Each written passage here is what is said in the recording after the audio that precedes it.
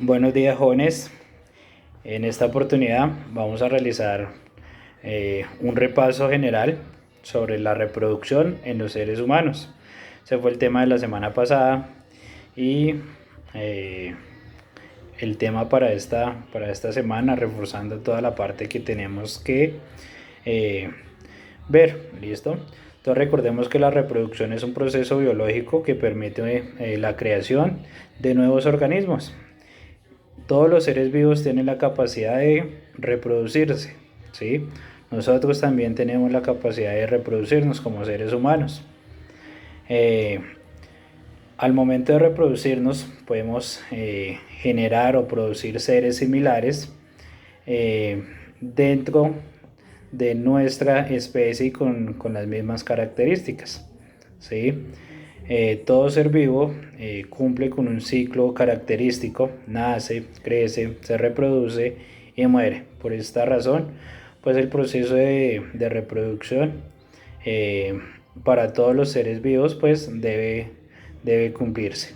¿Listo? Recordemos que hay dos tipos de reproducción: la reproducción asexual. La reproducción asexual es cuando los organismos o elementos eh, únicamente necesitan una sola célula, ¿sí? Eso quiere decir que el progenitor solamente con una sola célula es capaz de producir un nuevo organismo igual o similar a él, ¿cierto? Y la reproducción sexual es cuando se necesitan dos células, ¿sí? Como ocurre con los animales eh, y en especial con el ser humano, ¿sí? Dos organismos tienen que aportar dos células para producir un nuevo organismo igual o similar con las mismas características que posee, ¿sí? Eh, en el caso Vamos a verificar. En el caso de los animales, ¿sí?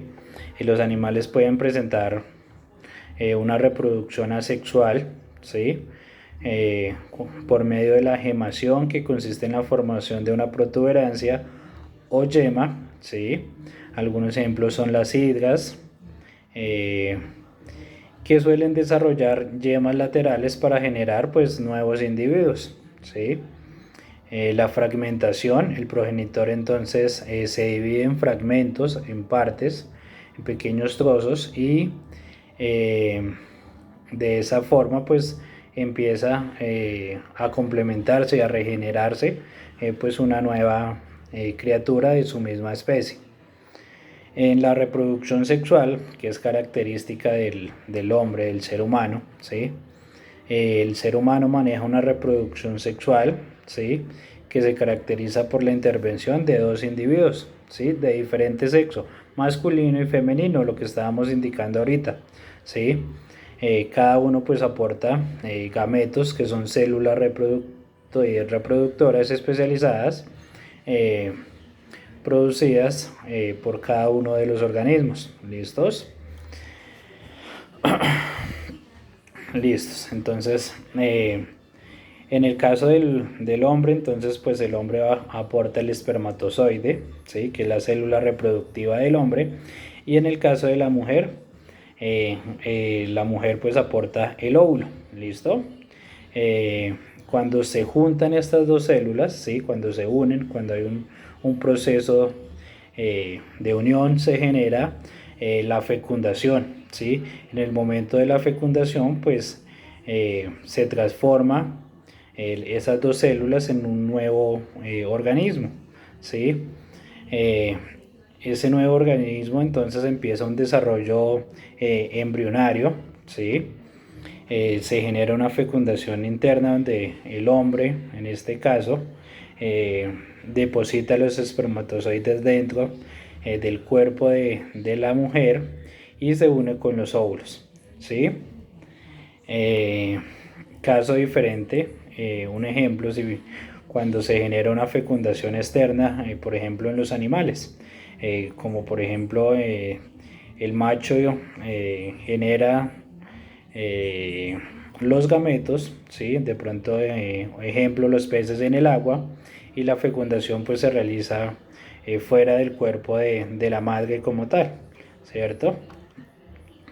Bueno,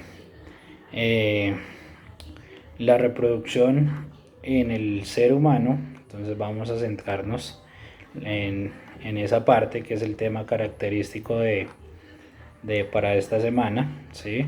Entonces recordemos que se presenta por dos organismos, ¿sí? Entonces uno de ellos es la mujer, ¿sí? Que la mujer entonces va a aportar el óvulo, ¿sí? El óvulo es la célula reproductora de la mujer. Entonces vamos a ver algunas características de los órganos reproductores del ser humano. Entonces recordemos que el hombre cuenta con un sistema reproductor masculino y la mujer cuenta con un sistema reproductor femenino. ¿Listo? Recordemos que son los encargados pues de garantizar la existencia del ser humano, ¿sí? Generan organismos y seres vivos similares o semejantes pues a nuestra especie, ¿sí?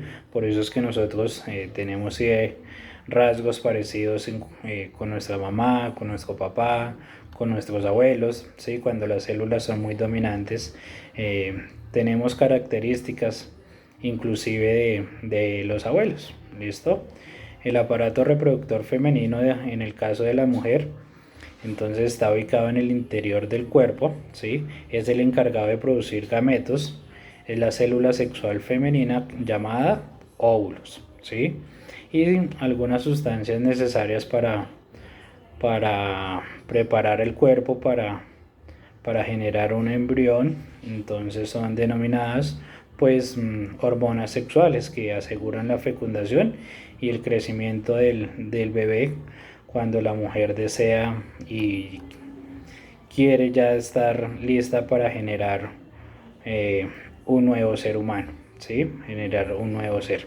El aparato reproductor tiene como función pues producir células sexuales femeninas que permiten la concepción pues de el desarrollo del embrión como tal.